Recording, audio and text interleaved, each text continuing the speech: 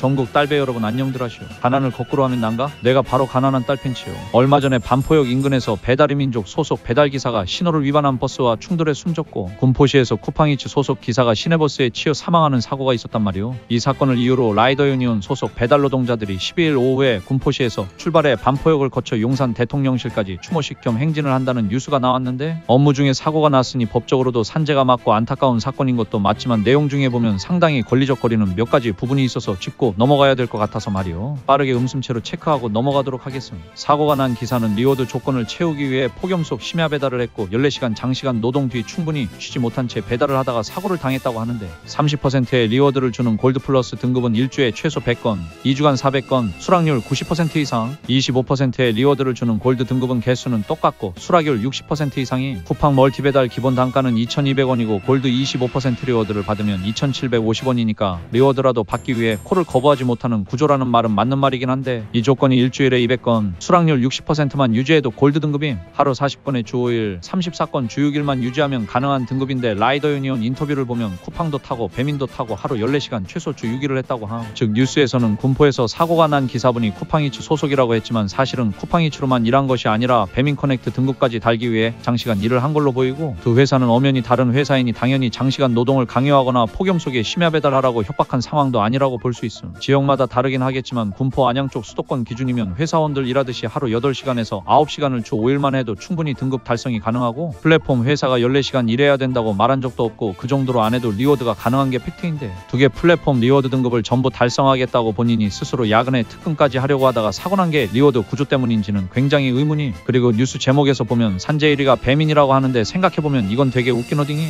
바로 그 구름같은 배달 대행사 프로그램을 켜고 일하면 너무 안전한 환경이 만들어져서 사고가 나지 않고, 배민이나 쿠팡 프로그램을 쓰면 갑자기 위험한 환경으로 변해서 사고가 많이 나는 것일까? 비슷한 사례를 생각해보면 쿠팡 물류센터는 저렇게 힘들고 사고도 많이 생기는데 왜 사람들이 가서 일을 하는 것일까를 생각해보면 돼. 쿠팡은 정해진 날짜에 정확하게 급여를 지급하고 식사시간도 제공해주고, 일하다가 다치면 산재 처리도 전부 칼같이 해주기 때문이. 산재 일이라는 것도 기존에는 산재 처리 안되고 짬 처리 되던 사건들이 이제는 대기업 플랫폼으로 들어가니까 수면 위로 올라와서 1위가 된 것이라고 보는 게 현실적인. 쿠팡에서 700건이 넘게 산재 신청할 동안 롯데택배는 너무너무 안전한 회사라서 4건밖에 신청을 안 하진 않았을 거 아니? 반대로 말하면 이것조차도 안 지키고 산재 처리도 안 해주는 택배사나 물류회사들이 대부분이라서 쿠팡 정도의 근무 환경만 돼도 좋다고 생각하고 일하러 가는 사람들이 많다는 의미인데, 쿠팡만큼도 안 되는 회사들을 족쳐서 평균을 끌어올릴 생각을 해야지 평균치를 끌어올려주는 곳에다가 왜 이거밖에 못하냐고 닥달하는 게 맞나 싶은 생각임. 배달 대행업계 2위니 3위니 했던 만나플러스는 배째라고 들어놓은 지 오래됐고 업계 1위라는 바로고도 적자를 면치 못해서 언제 무너질지 모르는 상황에, 배민이나 쿠팡같이 돈 안 밀리고 입금해주는 회사들은 플랫폼 종사자 입장에서 엄청난 장점을 가진 업체인 것임. 당장 5년 10년 전만 해도 배달 대행사 문신돼지 육수충 지사장들이 적립금으로 도박하다가 날려먹고 잠수 탔다는 소리가 1년에 한두 번씩 들려왔고, 평소에는 우리 소속 기사님이라면서 강배너타가 사고 나면 갑자기 사장님이라고 하면서 사고 처리 알아서 하라고 팽개치고 나몰라라 하던 배달 대행 사무실이 대부분이었음.